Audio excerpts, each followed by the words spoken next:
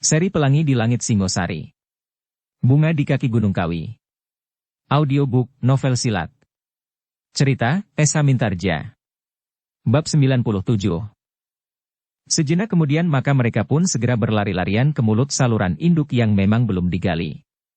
Menurut perhitungan Ken Arok, tebing aluran itu harus siap dahulu, dan sendang buatan di ujung saluran induk itu pun harus sudah siap pula untuk menerima air sebelum limpahannya disalurkan kembali ke sungai di bagian bawah. Tetapi keadaan telah memaksanya menggali mulut saluran induk itu untuk menyelamatkan bendungannya. Beberapa orang segera bekerja tanpa mengenal lelah. Di bawah hujan yang lebat, mereka menggali untuk menyalurkan air ke susukan induk. Aku sendiri ikut serta menunggui orang-orang yang sedang bekerja itu. Kepada beberapa orang yang berdiri kebingungan, aku berkata, "Heh, kenapa kau hanya nonton saja? Cepat, berbuatlah sesuatu." Beberapa orang segera bekerja tanpa mengenal lelah. Di bawah hujan yang lebat, mereka menggali untuk menyalurkan air ke susukan induk. Seperti tersadar dari mimpi, mereka pun segera berbuat apa saja untuk membedah sebuah saluran air yang dapat mengurangi bahaya atas bendungan yang sedang dilanda banjir. Dari sebelah ini, teriak Ken Arok, "Jangan dari mulutnya supaya kalian tidak terganggu oleh air yang segera melimpah ke parit ini. Apabila sudah cukup, larilah ujungnya kita pecahkan." Semua tenaga telah dicurahkan. Tidak ada seorang pun yang tidak melakukan kerja. Di seberang yang lain, orang-orang yang melihat apa yang dilakukan oleh Ken Arok, segera berbuat serupa. Tetapi parit-parit di seberang tidak sebesar parit induk itu. Meskipun demikian, sedikit banyak akan dapat membantu mengurangi dorongan air atas bendungan itu. Tetapi, betapapun mereka memeras tenaga mereka, namun kerja itu terasa terlampau lamban. Sepercik-percik air sudah mulai melampaui puncak bendungan. Sebentar lagi air pasti akan melimpah-limpah dan bahaya pun akan menjadi semakin besar. Pada saat yang bersamaan, Mahisa Agni sedang berjuang sekuat-kuat tenaganya, setinggi-tinggi ilmunya untuk melawan Kebo Sindet. Tanah yang menjadi semakin licin telah membuatnya sedikit terganggu. Untunglah, bahwa kuda sempana telah memberikan pedang kepadanya. Seandainya tidak, maka nyawanya pasti tidak akan tertolong lagi, dan tubuhnya akan hancur di mulut buaya-buaya kerdil yang buas dan rakus. Tetapi, kini ia menghadapi lawan yang baru, yang seakan-akan membantu Kebo Sindet dalam perkelahian itu. Tanah yang licin. Sedang kuda sempana masih tegak di tempatnya. Hanya kadang-kadang saja ia menahan nafasnya, tetapi kemudian dilepaskan tarikan nafasnya yang panjang. Kini ia tidak dapat berpura-pura lagi. Ia menjadi cemas apabila keadaan Mahisa Agni dalam bahaya. Tetapi kecemasan itu pun beralasan berdasarkan apa yang telah dilakukan. Bagi kuda sempana pertempuran itu hampir tidak dapat dimengertinya. Meskipun demikian ia dapat melihat bahwa kaki Mahisa Agni kadang-kadang terganggu oleh tanah yang semakin licin oleh hujan yang tercurah dari langit. Tetapi kuda sempana tidak dapat berbuat apa-apa. Namun Mahisa Agni sendiri telah memeras segenap kemampuannya. Ia masih cukup kuat bertahan dari desakan Kebo Sindet meskipun ujung golok lawannya itu kadang-kadang menyentuh kulitnya. Tetapi pedangnya sendiri pun mampu juga melukai kulit lawannya. Membuat goresan-goresan yang menitikkan darah. Sehingga tubuh mereka yang berkelahi, yang basah oleh air hujan dan keringat, menjadi semakin diwarnai oleh darah mereka sendiri. Di padang karautan, orang-orang Panawijen dan para prajurit Tumapel pun telah bekerja memeras tenaga mereka. Dengan tergesa-gesa mereka menggali mulut susukan induk untuk membantu mengurangi tekanan air yang semakin tinggi. Parit yang telah dipersiapkan untuk kepentingan itu ternyata terlampau kecil, sehingga tidak dapat diharapkan lagi. Semakin lama galian, orang-orang Panawijen dan para prajurit itu menjadi semakin dalam dan lebar.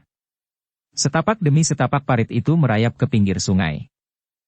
"Hati-hati," teriak Ken Arok, "air itu akan memecah tanah yang semakin tipis. Jangan sampai ada di antara kalian yang diseret oleh luapan yang pertama." Suara itu segera disahut oleh beberapa orang yang meneriakkan peringatan serupa. Beberapa orang yang bekerja di ujung susukan itu menyadari bahwa apabila mereka lengah, mereka akan diseret oleh luapan air yang pertama kali akan melimpah ke parit induk itu. "Beri saja jalan secukupnya," aku Tunggul Ametunglah yang kemudian berteriak. "Kemudian air itu akan membuat jalannya sendiri menurut kekuatannya." "Ya, kita hanya cukup membuka jalan sedikit saja," ulang Kebo Ijo. Ken Arok sendiri kemudian berlari ke bagian paling ujung dari susukan induk itu. Setelah tanah yang mereka gali cukup dalam dan lebar, maka segera ia teriak, "Pergi. Kalian harus menyingkir. Aku akan memecahkan mulut susukan ini." Orang-orang Panawijen dan para prajurit Tumapel itu segera menepi, yang tinggal adalah Ken Arok sendiri dengan sebuah cangkul di tangan. "Hati-hati," teriak Aku Tunggul Ametung. Sesaat Ken Arok memandangi air yang bergulung-gulung semakin tinggi. Digenggamnya cangkulnya erat-erat seperti saat-saat ia menggenggam pedang. Kini ia tidak sedang bertempur melawan lawannya, tetapi ia sedang berjuang melawan air. Meskipun demikian anak muda itu telah mempergunakan segenap kemampuan yang ada padanya. Terasa bahwa saat-saat yang demikian itu sama sekali tidak ubahnya seperti pada saat-saat ia bertempur. Akibat dari usahanya itu akan besar sekali artinya, tidak saja bagi dirinya sendiri, tetapi bagi seluruh orang-orang Panawijen yang meletakkan harapannya pada bendungan itu, dan selebihnya bagi orang-orang padukuhan di sekitarnya yang akan dilimpahi juga oleh hasil kerja ini, bahkan bagi seluruh Tumapel akan terpercik juga hasilnya. Itulah sebabnya dipusatkannya segenap kekuatan lahir dan batinnya untuk menyelamatkan bendungan ini. Semakin tipis tanah yang tersisa di mulut susukan itu, orang-orang Panawijen, para prajurit, Kebo Ijo dan Aku Tunggul Ametung menjadi kian berdebar-debar. Sebuah sobekan yang kecil telah cukup untuk memberi kesempatan kepada air yang meluap itu melimpah dengan derasnya dan seterusnya pasti akan membuat jalannya sendiri, merobek mulut susukan itu menjadi semakin lebar. Saat yang demikian itulah yang menegangkan setiap wajah yang sedang berdiri di sekitar susukan induk itu. Ken Arok dengan sepenuh perhatian, sedikit demi sedikit mulai menyentuh bibir susukan itu. Dan pada ayunan yang kemudian, sepercik air telah mengalir masuk. Seterusnya, sebuah arus yang dahsyat meloncat pada bibir susukan yang sobek oleh ayunan cangkul Ken Arok, terasa kaki Ken Arok bergetar sesaat oleh desakan air yang memukul seperti ayunan pukulan seseorang yang paling sakti. Namun Ken Arok adalah seseorang yang menyimpan kekuatan yang tidak tersangka-sangka di dalam tubuhnya. Sejenak ia bertahan, supaya tidak hanyut oleh desakan arus air yang menghantamnya, semakin lama semakin tinggi. "Cepat, cepat," Aku berteriak. Tetapi Ken Arok tidak segera dapat meloncat. Ia harus mempertahankan dirinya, sebelum ia berkesempatan mengumpulkan tenaganya untuk mendorongnya dengan suatu loncatan. Pada saat yang demikian Ken Arok harus berbuat sejauh dapat dilakukan. Pemusatan kekuatan, pemusatan segenap getar di dalam dirinya untuk melawan maut yang telah menyentuhnya, sedang orang-orang yang menyaksikannya sama sekali tidak dapat berbuat sesuatu. Pada saat yang demikian, kuda sempana pun hanya berdiri saja dengan tegangnya tanpa dapat berbuat sesuatu. Ternyata Kebo Sindet memanfaatkan tanah yang licin itu dengan liciknya.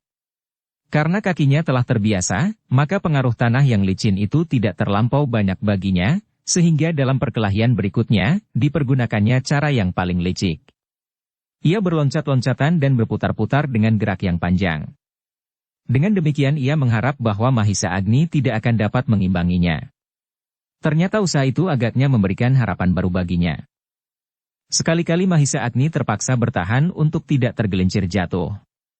Dan dalam saat-saat yang demikian itulah maka serangan Kebo Sindet datang menghantamnya seperti banjir yang dengan dahsyatnya menghantam bendungan. Namun dalam saat-saat yang demikian, Mahisa Agni sama sekali tidak berusaha lain kecuali menangkis serangan lawannya. Ia harus mempergunakan segenap kekuatannya dan dipusatkannya pada ujung tangannya yang menggenggam pedang.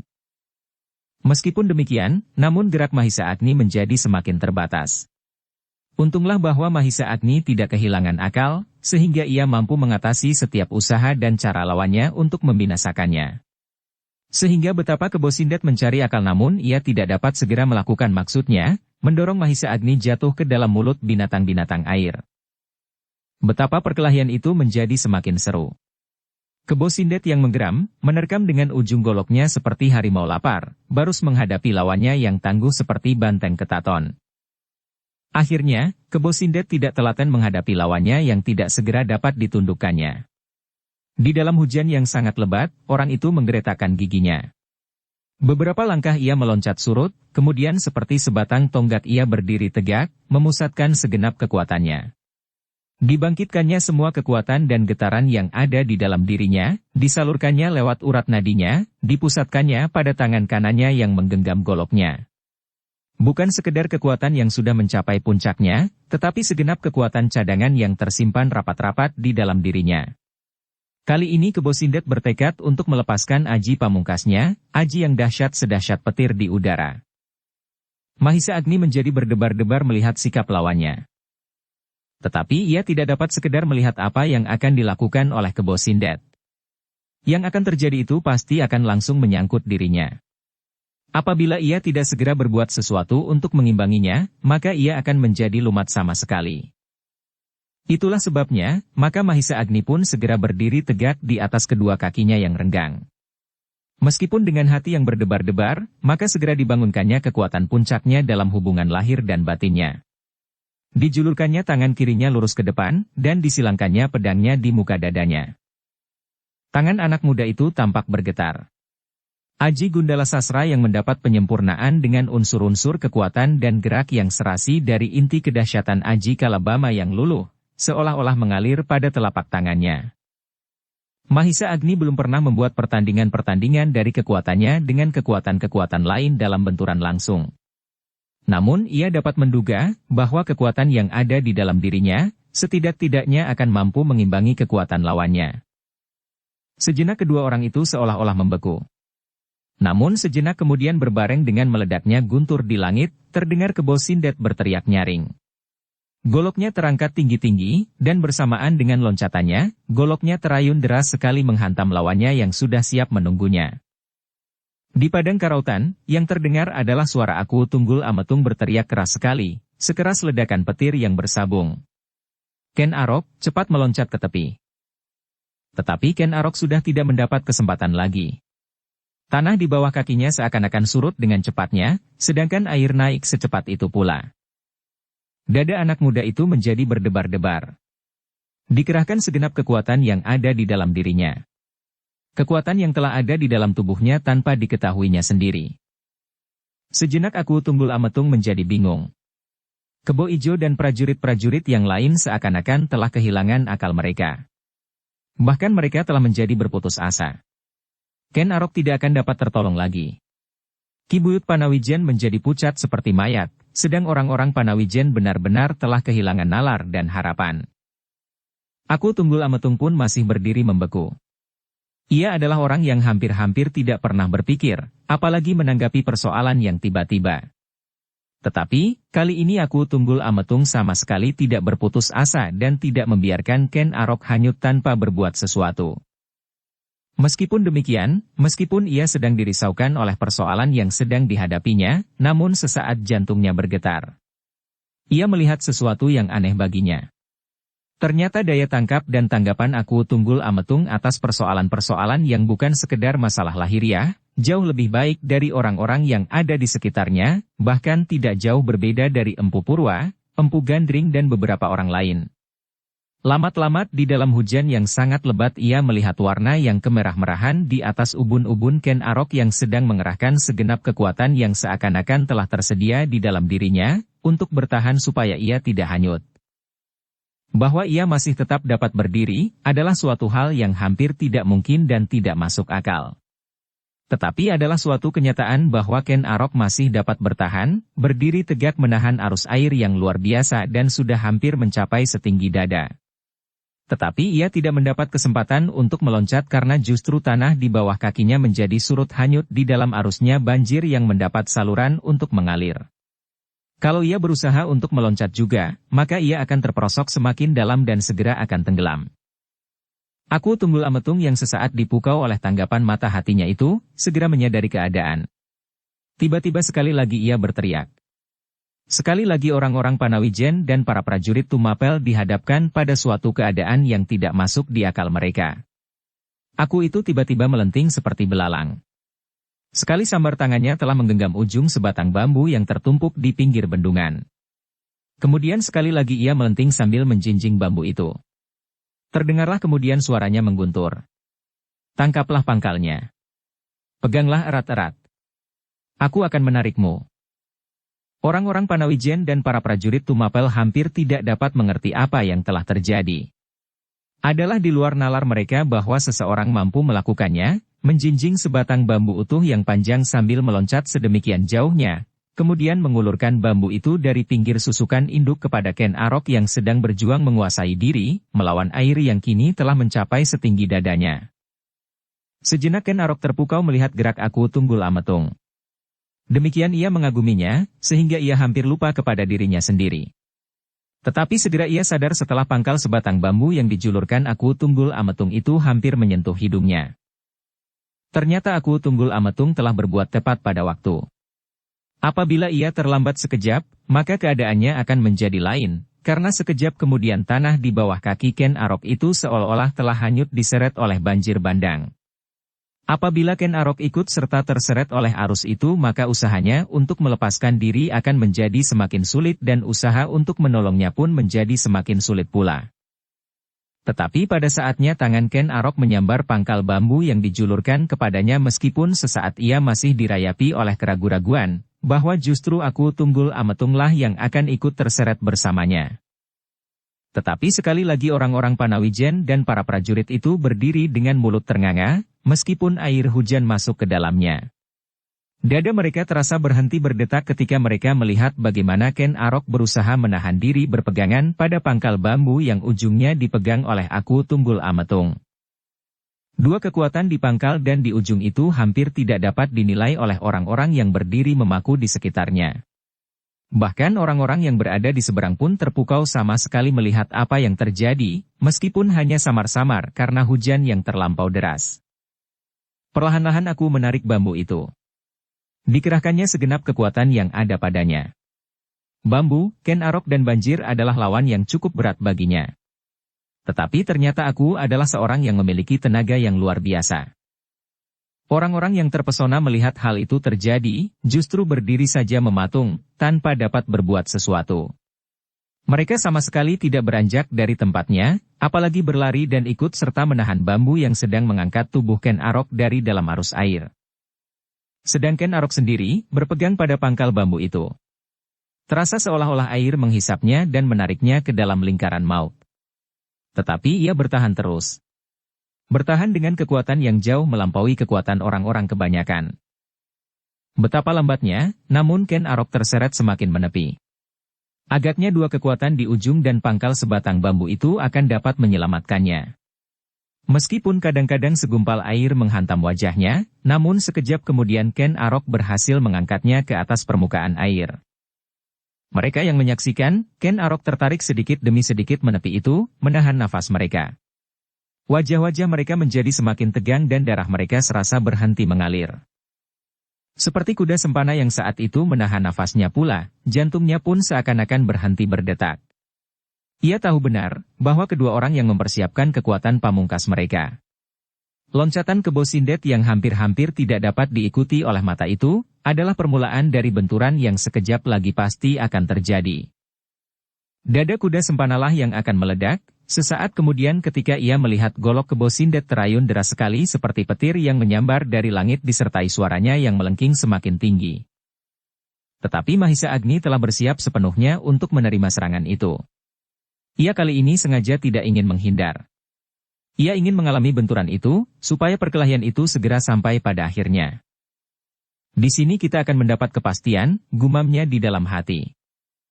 Sesaat kemudian anak muda itu menggeretakkan giginya, disentakannya kakinya menyongsong serangan kebo Sindet itu. Dengan pedangnya Mahisa Agni dengan sengaja membenturkan kekuatannya melawan kekuatan aji lawannya. Benturan yang terjadi adalah benturan yang dahsyat sekali. Sepercik bunga api meloncat ke udara, meskipun hujan yang lebat sekali masih tercurah dari langit. Seolah-olah sepasang petir sedang bersabung di udara. Bersabung dengan penuh dendam dan benci. Akibat dari benturan itu pun dahsyat sekali. Keduanya terlempar beberapa langkah surut. Terasa kekuatan benturan itu telah menjalar di tubuh mereka, seakan-akan menghentak jantung di dalam dada masing-masing, sehingga sekejap kemudian mata mereka menjadi berkunang-kunang. Kebo Sindet merasakan sesuatu yang menyesak pernafasannya, sehingga ia menjadi tersengal-sengal. Namun ia masih cukup menyadari apa yang telah terjadi, sehingga ia masih mampu untuk berusaha jatuh di atas kedua kakinya. Sedang Mahisa Agni masih juga menyadari keadaannya sepenuhnya. Meskipun dadanya terasa sesak, tetapi akibat benturan-benturan itu masih tidak separah Kebo Sindet. Agaknya ilmunya yang luluh dengan kekuatan Aji Empu Sada, telah berhasil mengatasi kekuatan lawannya, meskipun perbedaan itu masih belum terlampau banyak. Ternyata dalam kekurangannya, Kebo Sindet masih memiliki kelebihan pengalaman yang cukup untuk mempertahankan dirinya. Tetapi sekali lagi Mahisa Agni dihadapkan kepada lawan yang lain. Ketika ia berusaha berdiri tegak di atas kedua kakinya, maka tiba-tiba keseimbangannya terganggu oleh tanah yang licin. Dalam keadaan yang sulit itu, akhirnya Mahisa Agni tidak berhasil mempertahankan keseimbangannya, sehingga sejenak kemudian ia terpelanting jatuh. Kebo Sindet yang terluka di dadanya, yang berhasil tegak pada kedua kakinya, meskipun agak tertatih-tatih, melihat Mahisa Agni terpelanting jatuh. Baginya itu adalah suatu kesempatan. Tetapi pada saat yang demikian barulah ia menyadari bahwa golok di tangannya yang langsung berbenturan dengan pedang Mahisa Agni telah terpelanting jatuh. Terasa kemudian bahwa tangannya menjadi pedih. Kebo Sindet itu mengumpat dengan kata-kata yang paling kotor. Ia sadar bahwa kekuatan Mahisa Agni ternyata telah melampaui kekuatannya. Namun ia menjadi berpengharapan ketika ia melihat bahwa Mahisa Agni pun telah tidak bersenjata lagi. Meskipun pangkal pedangnya tidak terlepas dari tangannya, betapapun dahsyatnya benturan yang terjadi, tetapi pedang itulah yang ternyata kurang baik bagi benturan kekuatan yang dahsyat. Ternyata pedang itu terputus hampir di pangkalnya. Dan kini Kebo Sindet melihat Mahisa Agni terpelanting jatuh tergelincir karena tanah yang licin. Pada saat Mahisa Agni masih belum menemukan kesempatan untuk bangun, maka ia harus mempergunakan setiap kemungkinan. Ia harus cepat menyerang dan membinasakan lawannya. Kebo Sindet mencoba mengumpulkan kekuatannya yang terakhir. Terdengar ia menggeram keras. Luka di dalam dadanya tidak dihiraukannya. Sekali lagi ia matek aji pamungkasnya. Seperti seekor harimau lapar Kebo Sindet meloncat menerkam Mahisa Agni yang masih belum sempat bangkit. Tetapi Mahisa Agni memang tidak segera bangkit. Ia menyadari bahwa Kebo Sindet pasti akan mempergunakan kesempatan itu. Kesempatan pada saat ia kehilangan keseimbangan. Karena itu maka ia masih saja berbaring di tempatnya. Justru sambil berbaring dipusatkannya segala kekuatan dan getaran di dalam dirinya. Kekuatan lahir dan batin. Mahisa Agni hanya sempat menggeser diri dalam sikap yang dikehendaki. Ia menempatkan dirinya membujur bertentang arah terkaman Kebo Sindet. Dilepaskannya sama sekali hulu pedang yang patah. Ia tidak dapat mempergunakannya lagi. Lawannya pun tidak mempergunakan senjata, selain kekuatan aji tertingginya. Mahisa Agni yang telah mendalami dan mengenali watak kekuatannya sendiri, kali ini tidak menyalurkannya dan memusatkannya di tangannya, tetapi kekuatannya disalurkannya pada kedua kakinya. Dengan berdebar-debar ia menunggu terkaman iblis dari kemundungan itu. Kebo Sindet dengan sepenuh tenaganya, menjulurkan tangannya. Ia telah siap mencekik leher Mahisa Agni, menindihnya dan membuatnya tidak bernafas. Meskipun kekuatannya tidak sebesar kekuatan Mahisa Agni, tetapi perbedaan itu tidak terlampau besar, sehingga apabila tangannya telah menerkam leher lawannya, ia yakin, pada saat sentuhan itu terjadi, Mahisa Agni pasti sudah kehilangan sebagian besar dari kekuatannya. Leher lawannya tidak akan sekuat tangannya untuk menolak kekuatan aji pamungkasnya. Tetapi Kebo Sindet lupa bahwa Mahisa Agni pun memperhitungkan waktu sekejap demi sekejap. Anak muda itu pun menyadari bahwa apabila ia menyia-nyiakan waktu yang sekejap, maka akibatnya akan tidak diduga-duganya. Itulah sebabnya, ia telah siap menyambut Kebo Sindet yang seakan-akan melayang menerkamnya sambil berteriak nyaring. Matanya yang membara menjadi semakin liar, dan wajahnya yang beku itu memancarkan nafsu iblisnya. Tetapi Mahisa Agni telah siap menyambutnya. Pada saat yang telah diperhitungkan Mahisa Agni menekuk lututnya, dan menyambut terkaman Kebo Sindet itu dengan kekuatan puncaknya, dengan ajinya yang telah disempurnakan. Sekali lagi terjadi sebuah benturan yang dahsyat. Benturan antara dua kekuatan yang pilih tanding. Dua kekuatan raksasa yang dilontarkan dengan nafas kebencian, dendam dan nafsu yang meluap-luap. Sekali lagi keduanya harus mengalami akibat yang dahsyat pada tubuh masing-masing. Ternyata Mahisa Agni yang membentur serangan Kebo Sindet itu dengan kakinya, terdorong beberapa langkah, meluncur di atas tanah yang licin menuju ke bibir rawa-rawa. Dengan sekuat tenaga anak muda itu mencoba menahan dirinya dengan mencengkamkan jari-jari tangannya pada tanah berlumpur. Meskipun tidak terlampau banyak, namun usaha itu telah menahannya Mahisa Agni berhenti beberapa langkah yang pendek saja dari bibir rawa-rawa. Bahkan kepalanya telah terperosok ke dalam gemburnya lumpur rawa-rawa yang berwarna gelap.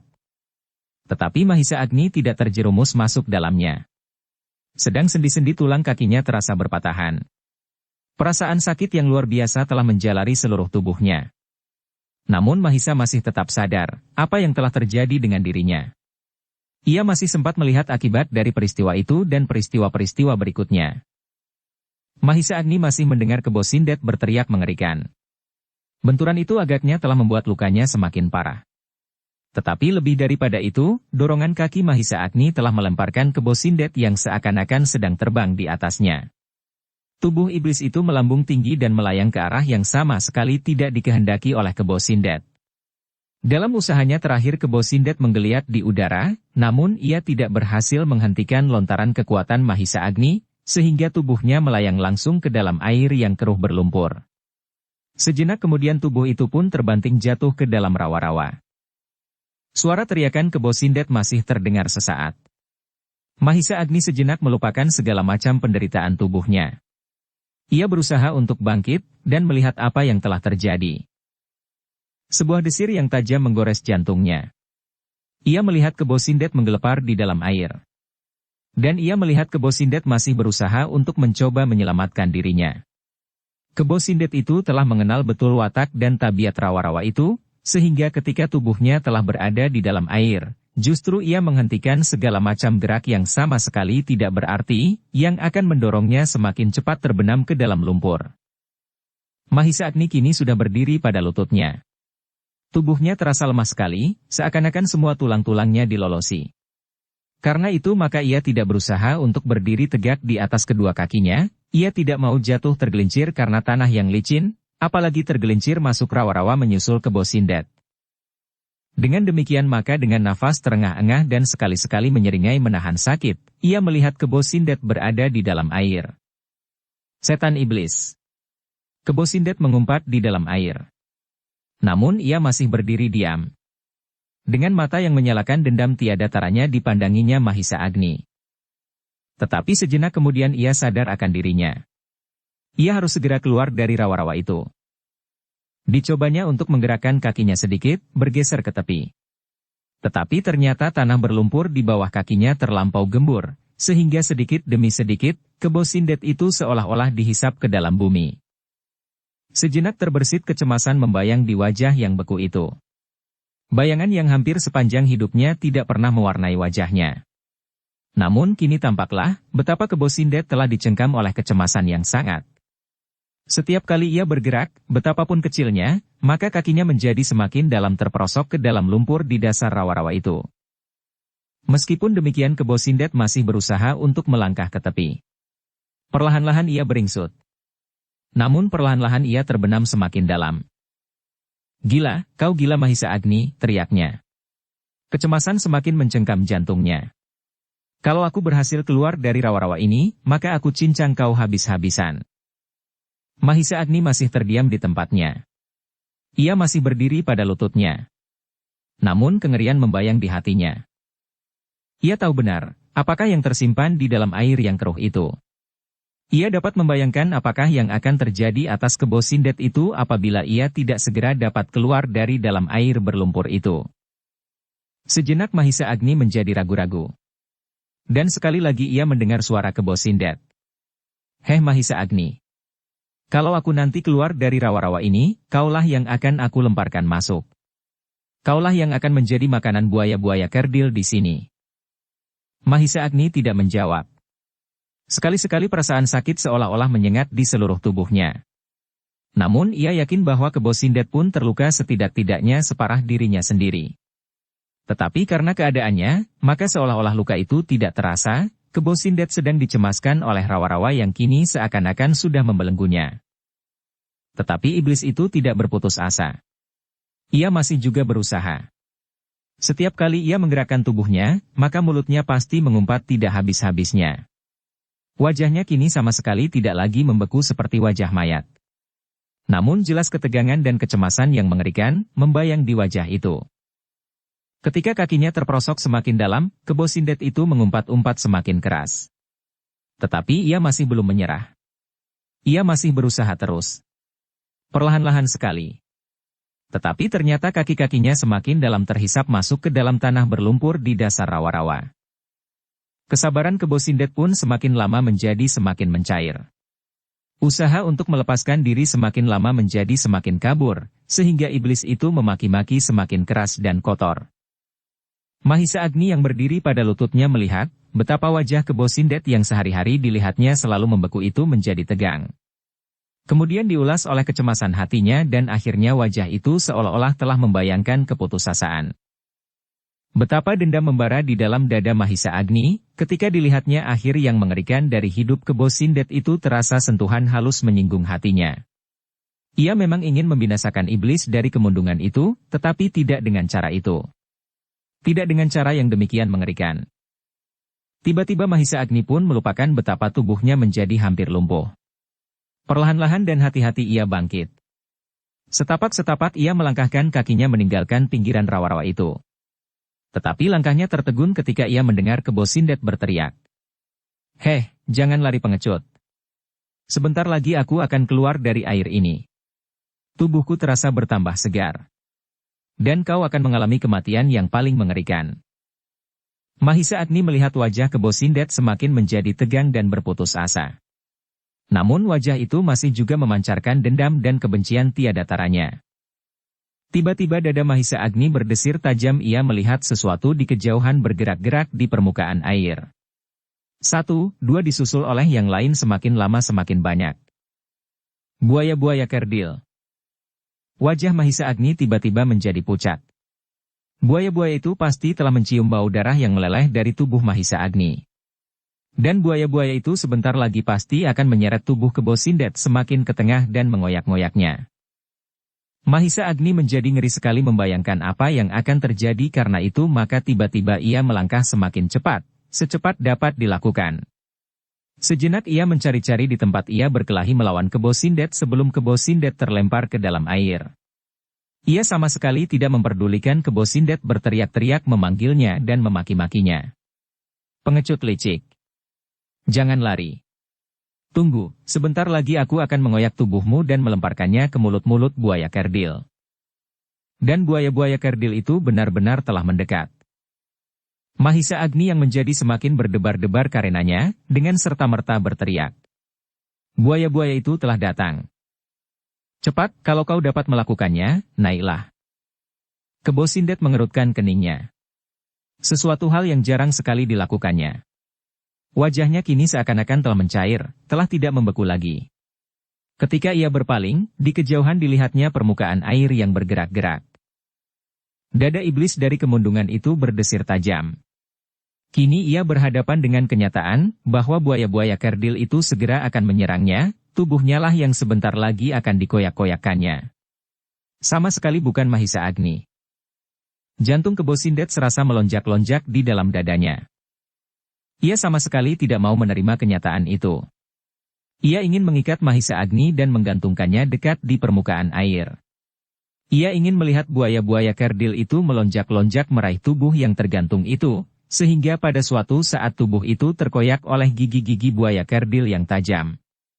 Tetapi buaya-buaya itu kini berenang perlahan-lahan ke arahnya, dan ia tidak dapat berbuat apa-apa. "Setan, iblis," ia mengumpat-umpat.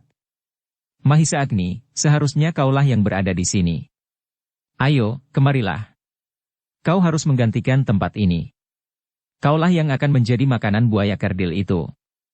Cepat, datang kemari supaya aku mengampunkan kesalahanmu." Mahisa Agni berdiri tegak di tempatnya. Ia melihat buaya-buaya kerdil itu menjadi semakin dekat. Debar di dalam dadanya pun menjadi semakin cepat. Tetapi ia tidak dapat berbuat apa-apa. "Kau kemari, hei anak setan," teriak Kebo Sindet. "Kau kemari. Aku akan memaafkan semua kesalahanmu. Kau akan kuampuni." Kebo Sindet itu berhenti sejenak. "Tetapi kalau tidak, maka kau akan aku cincang sebelum kau mati. Aku dapat membunuhmu dengan segala macam cara yang aku kehendaki." Mahisa Agni kini melihat Kebo Sindet itu kehilangan ketenangannya, ia berusaha untuk meloncat, tetapi kakinya seolah-olah telah digenggam erat-erat oleh lumpur di dasar rawa itu. Meskipun demikian Kebo Sindet masih berusaha. Ia mencoba untuk tidak menginjakkan kakinya lagi. Ia berusaha untuk berenang. Berenang ke tepi. Namun kakinya telah benar-benar terbenam semakin dalam. Sedang buaya-buaya itu menjadi semakin dekat. Bukan saja Kebo Sindet yang menjadi cemas, tetapi Mahisa Agni pun menjadi semakin cemas juga. Tanpa disengajanya anak muda itu berpaling kepada kuda sempana. Ternyata wajah kuda sempana pun menjadi kian pucat. Ia tidak menghiraukan lagi titik-titik air hujan yang menyiram wajah itu. Tiba-tiba Mahisa Agni melihat sesuatu tergolek di tanah. Golok Kebo Sindet. Golok yang terlepas dari tangan iblis itu pada saat benturan kekuatan di antara mereka terjadi. Dengan serta-merta, seolah-olah di luar sadarnya Mahisa Agni melangkah mendekati. Diambilnya golok itu, dan sejenak ia berdiri dalam kebimbingan. Namun kemudian ia memutar tubuhnya menghadap kepada Kebo Sindet yang kini sudah kehilangan ketenangannya menggelepar di dalam air yang seakan-akan semakin menghisapnya. Dengan lantang Mahisa Agni itu berkata, "Kebo Sindet, ini senjatamu. Mungkin kau memerlukannya untuk melawan binatang-binatang air yang buas itu." Mahisa Agni tidak menunggu jawaban Kebo Sindet.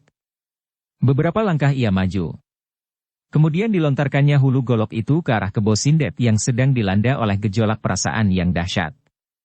Ia sama sekali tidak menghendaki hal itu terjadi atasnya, sehingga kenyataan itu terasa terlampau pahit untuk diterimanya. Mahisa Agni masih berdiri dengan dada yang berdebar-debar. Tetapi menyimpan dendam di dalam hatinya, tetapi ia tidak dapat melihat kenyataan itu terjadi atas Kebo Sindet. Kenyataan yang bertentangan keinginan iblis itu sendiri. Kebo Sindet ternyata cukup cekatan untuk menerima goloknya. Tepat pada saat itu, buaya-buaya kerdil itu telah menjadi semakin dekat. Darah Mahisa Agni serasa berhenti mengalir ketika ia melihat seekor yang berada di paling depan mengangkat mulutnya yang lebar dengan gerigi yang tajam berderet panjang. Mahisa Agni masih sempat melihat Kebo Sindet mengayunkan goloknya dan buaya yang terdepan itu melengking tinggi. Tubuhnya menggeliat dan darah memancar kemerah-merahan. Buaya yang malang itu pun kemudian terbenam di dalam air. Tetapi buaya-buaya itu tidak hanya seekor. Di belakangnya segera menyusul seekor, seekor dan seekor lagi. Berturut-turut. Mahisa Agni tidak ingin melihat apa yang terjadi seterusnya. Segera ia memalingkan wajahnya. Tetapi ia terperanjat ketika ia melihat kuda sempana berlari-lari menggenggam pangkal pedangnya yang sudah terputus. Apa yang akan dilakukannya, desis Mahisa Agni di dalam hatinya. Sesaat kemudian Mahisa Agni baru mengetahui apa yang akan diperbuatnya. Kuda sempana itu ternyata telah memotong 2-3 helai sulur beringin. Seperti pada saat ia pergi ke batang itu, maka ia pun kemudian berlari-lari pula kembali. Mahisa Agni tahu maksud kuda sempana. Secercah kebanggaan membersit di hatinya. Ternyata di dalam diri kuda sempana itu masih tersisa rasa kemanusiaannya. "Marilah, kita usahakan agar orang itu dapat terlepas dari mulut buaya-buaya kerdil itu," katanya dengan nafas terengah-engah. Dalam keadaan demikian kedua anak-anak muda itu dapat melupakan apa yang telah terjadi atas diri mereka. Mereka ternyata bersungguh-sungguh ingin melepaskan Kebo Sindet dari mulut binatang-binatang air yang rakus itu. Biarlah ia mati, tetapi dengan cara yang lebih baik. Maka dengan tergesa-gesa kuda sempana dan Mahisa Agni telah menyambung sulur-sulur itu, dan kemudian terdengar suara Mahisa Agni mengatasi desir air hujan yang masih saja turun. "Kebo Sindet, tangkaplah ujung sulur itu. Kami akan berusaha menarikmu keluar."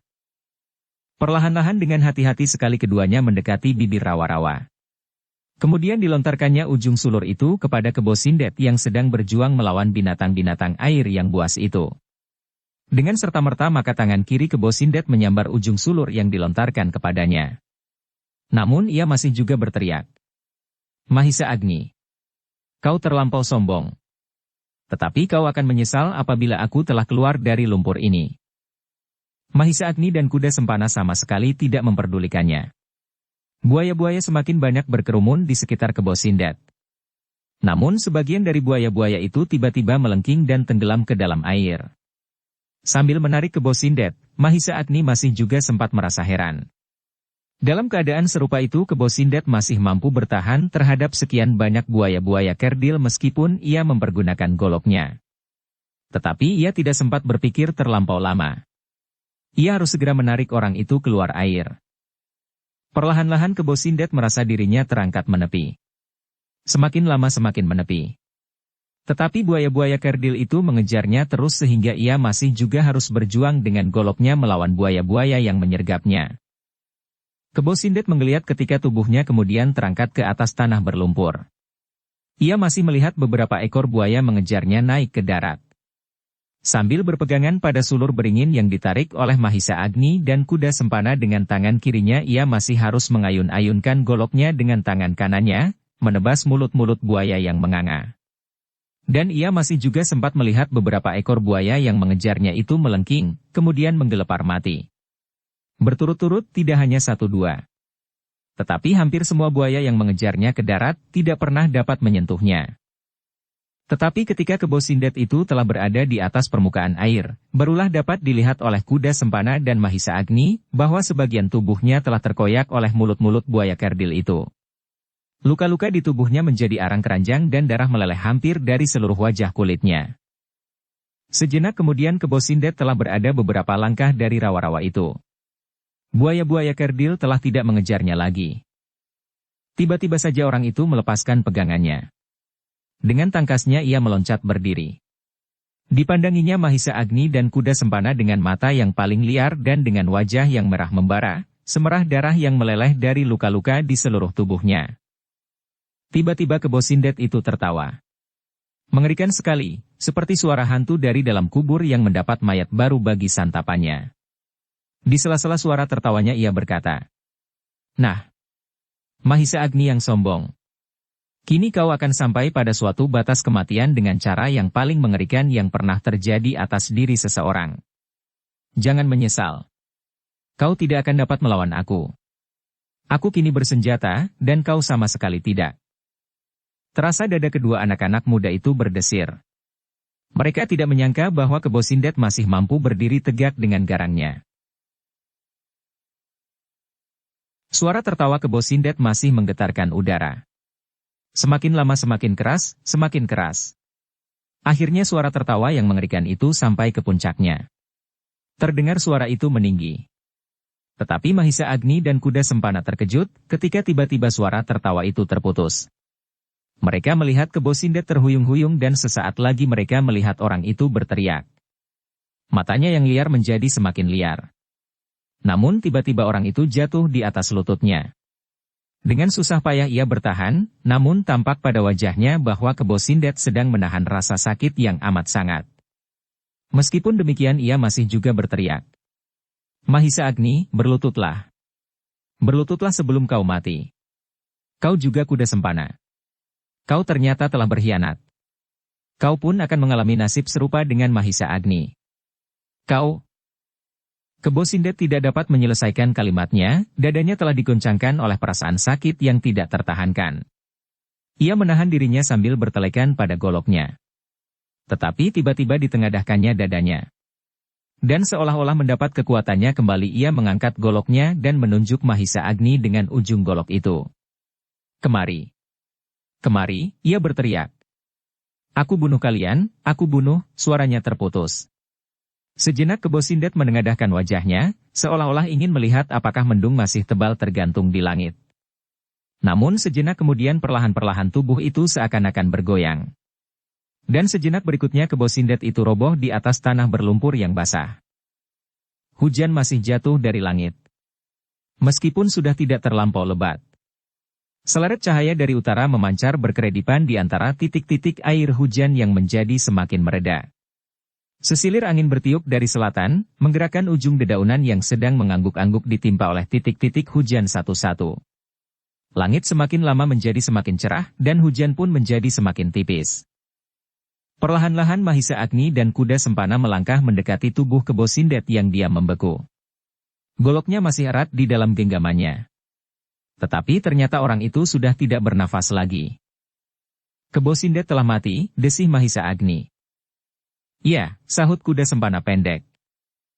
Mereka kemudian menyentuh tubuh yang membeku itu. Menelentangkannya dan dengan wajah tegang memandangi wajah yang hampir tidak pernah bergetar oleh tanggapan yang bagaimanapun juga. Kali ini wajah itu pun membeku pula. Bahkan masih tampak betapa ketegangan mencengkam jantungnya. Tetapi dari sepasang matanya sama sekali sudah tidak memancar apapun lagi. Sorot yang menyala di mata itu telah pudar, bahkan telah padam sama sekali. Sejenak Mahisa Agni dan kuda sempana masih berdiri di sisi mayat itu. Perlahan-lahan tubuh Mahisa Agni kini mulai merasa betapa nyeri dan pedih menyengat segenap bagian tubuhnya. Tulang-tulangnya serasa berpatahan dan kulitnya menjadi lenyu, akibat perkelahiannya melawan Kebo Sindet agaknya memang terlampau payah bagi dirinya. Luka-lukanya kini terasa betapa sakit dan pedih. Ketika tanpa disengajanya ia berpaling, maka dadanya berdesir. Dilihatnya bangkai buaya-buaya kerdil berserakan di pinggir rawa-rawa itu. Aneh. Mahisa Agni berdesis. Apakah Kebo Sindet dalam keadaannya itu mampu membunuh sekian banyak binatang air yang cukup lincah menghadapinya itu? Tetapi Mahisa Agni melihat kenyataan itu. Bangkai-bangkai binatang air itu berserakan di pinggir rawa-rawa. Bahkan Mahisa Agni masih melihat permukaan air di pinggiran rawa-rawa itu bergolak seakan-akan mendidih. Ternyata buaya-buaya kerdil itu sedang berebut bangkai kawan-kawan mereka sendiri. Bau darah telah membuat mereka menjadi semakin buas dan garang. Ternyata bukan saja Mahisa Agni yang menjadi heran melihat sekian banyak bangkai berceceran. Bangkai buaya-buaya yang mencoba mengejar Kebo Sindet yang tertarik ke tepian. Perlahan-lahan terdengar Mahisa Agni berdesis. Bukan main. Kebo Sindet benar-benar seorang yang luar biasa. Dalam keadaannya ia masih mampu melakukan perlawanan yang luar biasa atas buaya-buaya yang buas itu. Kuda sempana mengangguk perlahan-lahan. Ia tidak dapat membayangkan kekuatan apakah yang dapat membuatnya begitu tangkas dan garang. Bahkan Mahisa Agni berkata di dalam hatinya. Seandainya aku yang mengalami nasib itu, apakah aku dapat berbuat seperti itu? Dengan wajah yang disaput oleh keheranan mereka kedua anak-anak muda itu sejenak berdiri saja membeku di samping mayat Kebo Sindet. Sejenak mereka merenung apa yang baru saja terjadi atas diri mereka. Terasa bulu-bulu di seluruh tubuh Mahisa Agni meremang. Bagaimanakah kiranya seandainya ia harus mengulangi peristiwa yang baru saja terjadi? Mengerikan sekali, tiba-tiba Mahisa Agni itu berdesis. Kuda sempana berpaling mendengar desis itu. Bahkan ia bertanya, apakah yang mengerikan? Mahisa Agni menarik nafas dalam-dalam. Tetapi ia menjawab, buaya-buaya itu. Kuda sempana percaya saja akan jawaban Mahisa Agni.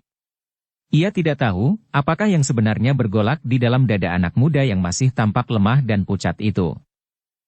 Bagaimanakah dengan mayat itu? Terdengar Mahisa Agni kemudian bertanya. Terserahlah kepadamu, jawab kuda sempana. Marilah kita jauhkan dari rawa-rawa ini, supaya buaya-buaya kerdil itu tidak mencium bau darahnya dan nanti malah menyeretnya ke dalam sarang mereka. Kuda sempana ragu-ragu sejenak. Kemudian terdengar ia bertanya. Apakah kau tidak ingin beristirahat dahulu? Mahisa Agni menarik nafas sekali lagi. Perlahan-lahan ia menggeleng. Biarlah aku menitikkan keringat sampai tuntas. Nanti aku akan beristirahat dengan tenang. Baiklah, jawab kuda sempana. Tetapi ketika keduanya mulai berlutut di samping mayat Kebo Sindet untuk mengangkatnya, mereka terkejut oleh desir dedaunan di dalam gerumbul tidak jauh dari mereka. Mereka melihat daun-daun yang bergerak. Tetapi mereka menyadari bahwa bukan angin dan bukan titik-titik air hujan yang telah mengguncangnya. Perlahan-lahan Mahisa Agni berdiri. Di sebelahnya kuda sempana pun telah berdiri tegak sambil menengadahkan dadanya. Ia mendengar gemerisik pula dan melihat dedaunan yang bergoyang di gerumbul di hadapan mereka. Mahisa Agni yang masih lemah itu mencoba menenangkan pernafasannya. Dicobanya untuk mengusai segenap sisa-sisa kekuatan yang ada padanya, supaya apabila diperlukan, ia masih juga mampu mengadakan perlawanan untuk membela dirinya. Daun yang bergoyang-goyang itu semakin keras berguncang. Namun sejenak kemudian Mahisa Agni menarik nafas dalam-dalam. Dilihatnya dari dalam gerumbul itu seseorang merangkak keluar. Dan ternyata orang itu adalah orang yang telah dikenal dengan sebaik-baiknya. Empu Purwa. Guru, dengan serta-merta Mahisa Agni berdesis. Empu Purwa itu kemudian menggeliat sambil bertelekan lambung, desahnya. Penat sekali aku bersembunyi di dalam gerumbul itu. Hampir aku tidak tahan. Air hujan yang melimpah dari langit membuat aku hampir-hampir tidak dapat bernafas.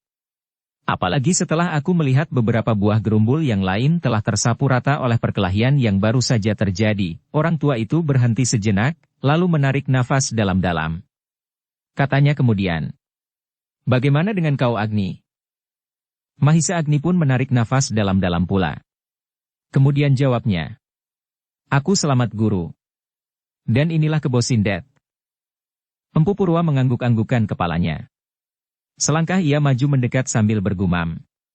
"Bersyukurlah kepada Yang Maha Agung. Aku melihat seluruhnya. Sejak kau mulai sampai kau berhasil melemparkan Kebo Sindet ke dalam rawa-rawa." Mahisa Agni mengangguk lemah. "Ya Guru.